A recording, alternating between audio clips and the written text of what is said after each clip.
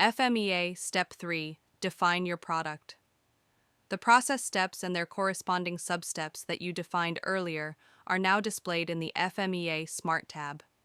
Here, you can define your product by specifying its characteristics, related specifications, and special characteristics, as well as the corresponding failure mode.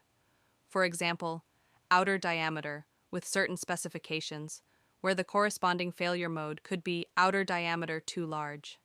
Next, you can define the effects of each failure on the end user, the ship-to-plant, and the in-plant itself. For this purpose, you can enter the function, the respective failure effects, and the associated severity rating.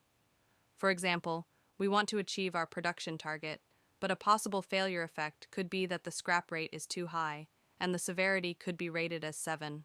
Finally, each failure mode can be linked to its corresponding failure effect within the matrix. On the right-hand side, you can expand your previously entered process steps with a single click and describe them in more detail. Let's use the process step stamping as an example.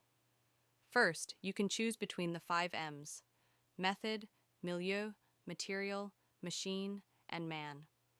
In this example, we have a setter who is responsible for the selection of parameters. The failure cause could be that he is entering the wrong parameters. You can then evaluate how frequently this issue occurs and how easily it can be detected.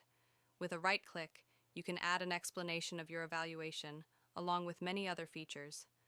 Finally, you can link each root cause to its corresponding failure mode, with the task priority displayed using color coding. The results can be viewed in the tabs AIAG form, defined actions, control plan, analysis, and dashboard.